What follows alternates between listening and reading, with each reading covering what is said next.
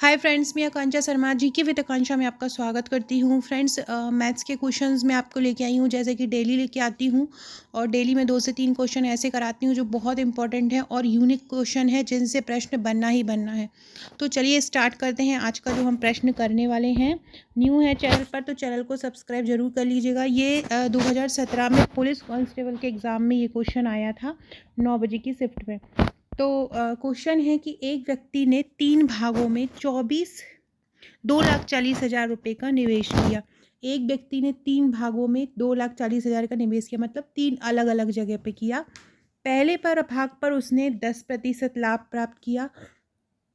दूसरे भाग पर उसने 16,000 अधिक निवेश दूसरे भाग पर उसने 16,000 अधिक निवेश किया और उसको 5% की हानि हुई।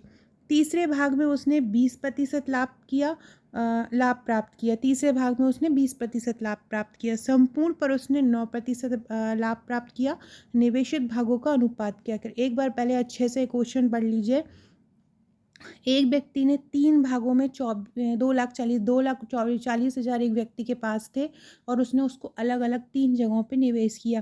पहले पे उसने 10% लाभ प्राप्त किया और फिर दूसरे भाग में उसने पहले भाग से 16,000 अधिक निवेश किया, जिससे उसको 5% की हानि हो गई। तीसरे भाग में उसने 20% लाभ प्राप्त किया। संपूर्ण पर उसने 9% लाभ प्राप्त किया। अब सबसे पहले ऐसे क्वेश्चन में जहाँ पर केवल लाभ हानि दिया हो, राशि नहीं दी हो और भाग दिए हो, तो सबसे पहले जो भाग बोल रहा है वो कि उसने 3 भागों में निवेश किए, तो अपन वो 3 भाग निकाल लेंगे इस प्रकार से। जैसे कि 2,40,000 है।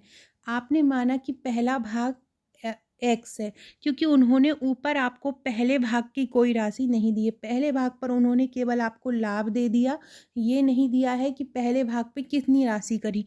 तो इसलिए आपने पहले भाग को क्या माना, पहले भाग को आपने यहाँ पे एक्स मान लिया। दूसरे भाग को 16,000 इसलिए माना है एक्स प्लस 16,000, क्योंकि उन्होंने बोला है दूसरे भाग में उसने पहले भाग से 16,000 ज़्यादा निवेश किया, तो हमने दूसरा भाग को 16,000 मान लिया। तीसरे भाग पर ही उन्होंने नहीं दिया है, तो जब आपको पहला और दूसरा भाग पता है तो आप टोटल भाग में से पहला और दूसरे को प्लस करके माइनस कर लेंगे। तो टोटल भाग कितना है, 2,40,000 है। और इन दोनों को जब हम प्लस करेंगे, एक्स और 16,000 को, तो एक्स एक्स और 16,000 क्या हो जाएगा, 2x प्लस 16,000 हो जाएगा। तो ये आ जाएगा 2,40,000 माइनस 2x प्लस 16,000। जब आप 2,40,000 में 16,000 को आप माइनस करेंगे तो क्या आ जाएगा, 2,24,000 आ जाएगा और माइनस 2x, ये आपका हो जाएगा तीसरा भाग। तो इस प्रकार से ये तीनों भाग निकल आएंगे। अब आपको उन्होंने दिया है कि पहले भाग पर 10% लाभ हुआ, दूसरे भाग पर 5% हानि हुई और तीसरे भाग पर 20% लाभ हुआ।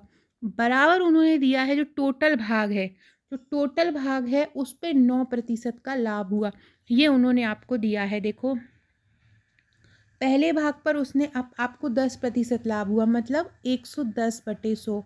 दूसरे भाग पर 5% की हानि हुई, मतलब 95/100। 5% की हानि मतलब हमेशा 100 में से अपन निकालते हैं, तो 5% की हानि हुई तो 100 में से 5 माइनस कर देंगे तो 95 आ जाएगा। तीसरे भाग में उसने 20% लाभ प्राप्त किया, तो मतलब 120/100। और संपूर्ण पर उसने 9% लाभ प्राप्त किया, तो 109/100। तो इस प्रकार से ये चारों लाभ और हानि की स्थिति हैं। पहले पे 10% लाभ प्राप्त किया तो 110/100 हो जाएगा। दूसरे पे उसने 5% की हानि निकली तो 95/100 हो जाएगा। तीसरे पे 20% लाभ तो 120/100 हो जाएगा। और संपूर्ण पर मतलब पूरा 2,40,000 है, उस पर 9% लाभ मतलब 109/100 हो जाएगा। तो ये पूरा है। अब हम भाग से लाभ और हानि निकालेंगे। तो देखो, पहला भाग आपका क्या है, पहला भाग एक्स है, तो इसका लाभ पहले भाग पे बोल रहे हैं आपको 10% लाभ हुआ, मतलब 110/100। तो जो टोटल भाग है उसी का ही लाभ होगा। तो एक्स पहला भाग है तो पहले भाग का हो जाएगा 110x/100। दूसरा भाग आपका क्या निकाला था, x धन 16,000। क्यों है ये x धन 16,000? क्योंकि उन्होंने दिया है कि दूसरा भाग जो है पहले भाग से 16,000 अधिक है और इस पे 5% की हानि हुई। 5% की हानि मतलब 95/100, तो इसका आप टोटल का 95/100 कर लोगे। तीसरे क्या बोल रहे हैं, तीसरे पे 20% लाभ हुआ, तो तीसरा आपका भाग आया है 2,24,000 माइनस 2x, इसका आप 120/100 निकाल लोगे। इसके बाद उन्होंने बोला जो टोटल आपका जो भाग है मतलब 2,24,000, उस पे कितना है, उस पे आपको 9% लाभ हुआ है, तो 2,40,000 का 109/100 कर लेंगे। अब जितने भी ये 100 हैं, ये तीनों 100 कॉमन होके इस वाले 100 से हट जाएंगे। बाकी जो ऊपर बचे जो होगा उसको हम सॉल्व कर लेंगे। सॉल्व करने पर आपको पहला भाग, दूसरा भाग और तीसरा और चौथा भाग मिल जाएगा। तो इस प्रकार से आप आंसर को सॉल्व कर सकते हैं। जो भी भाग मिल जाएंगे, जैसे कि भाग आपको जो भी मिल जाएंगे उन भागों को आप इस प्रकार से रेशो में लिख लीजिएगा, तो आपका आंसर हो जाएगा। तो ये इस प्रकार के क्वेश्चन अगर आते हैं कि एक व्यक्ति को 3 भागों में 2,40,000 का निवेश किया, फिर पहले पे उसको इतना लाभ हुआ, दूसरे को इतनी हानि हुई, तो जो लाभ और हानि होती है वो जो जितना भाग आप उसको मिला होगा, जितना लाभ का या जितना भी इन्वेस्टमेंट किया होगा उसी का लाभ निकालेंगे, उसी का हानि निकालेंगे। इसमें उन्होंने केवल ये आप टोटल निवेश दिया है और एक बार उसने पहले भाग से 16,000 अधिक निवेश दिया, ये बोला है।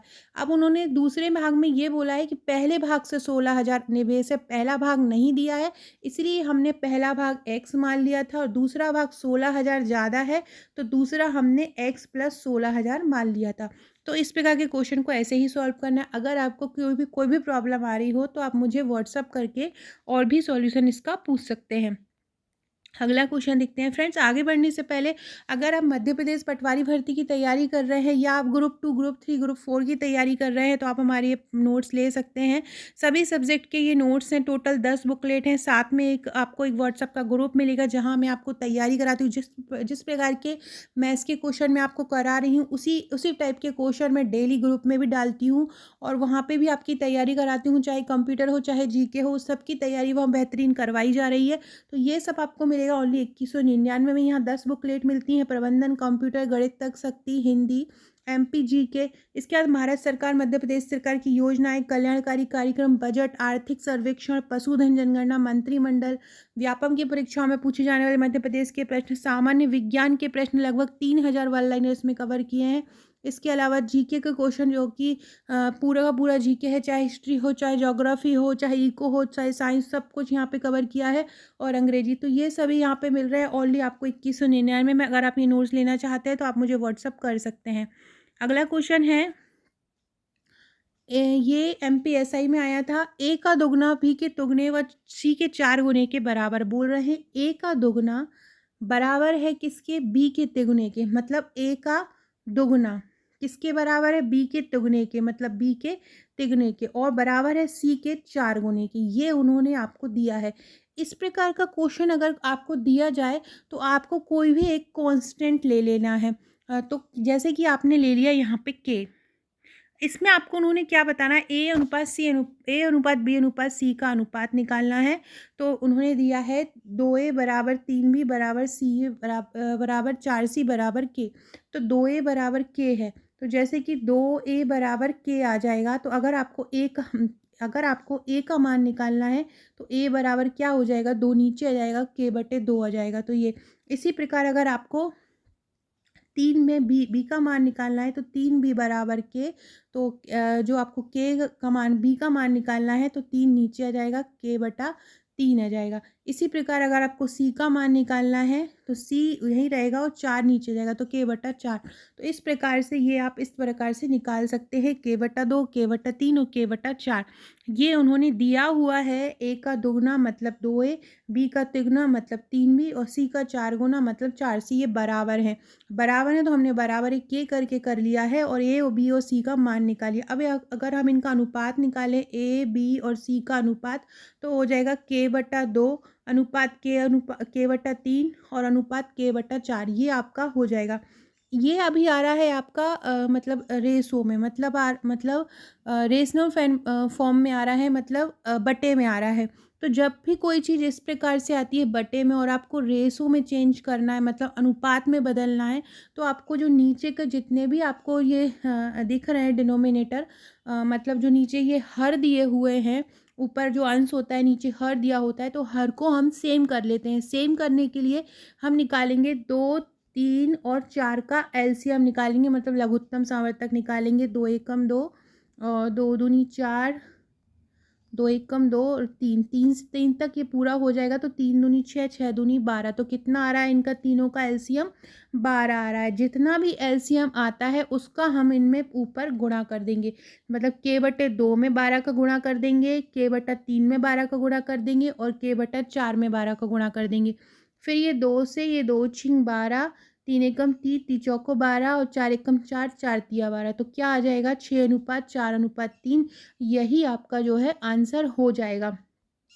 तो इस प्रकार से इस प्रकार का कोई क्वेश्चन आता है कि ए का दोगुना बी का तिगुना और सी का 4 गुना बराबर है, तो आपको कोई भी एक डिजिट ले लेना है। जैसे कि यहाँ पे के ले लिया, इसके अलावा भी आप कोई भी डिजिट ले सकते हैं और ए बराबर जो भी इस प्रकार से लेके फिर 2a इक्वल टू के कर देना है, 3 भी इक्वल टू के कर देना है, 4c इक्वल टू के कर देना है और आपको ए बी और सी की वैल्यू निकाल लेना है। जैसे ही आपको ए बी सी की वैल्यू निकल आए तो आपको नीचे का जो डिनोमिनेटर है उसको सेम कर लेना है, मतलब हर को सेम कर लेना है लघुत्तम सावर्तक निकाल के, इनका एलसीएम निकाल के। तो आप अब इनका 2, 3, 4 का जो भी एलसीएम है, जैसे इसका आ रहा है 12, तो इन 12 का आपको k/2 में गुणा कर देना है, 3 में गुणा कर देना है, 4 में गुणा कर देना है। जैसे ही आप इनको गुणा करेंगे तो आपको रेशो सीधे सीधे आपको आंसर जो है मिल जाएगा।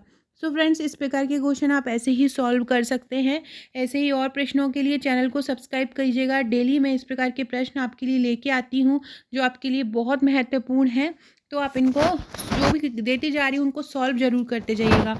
Okay friends, thank you.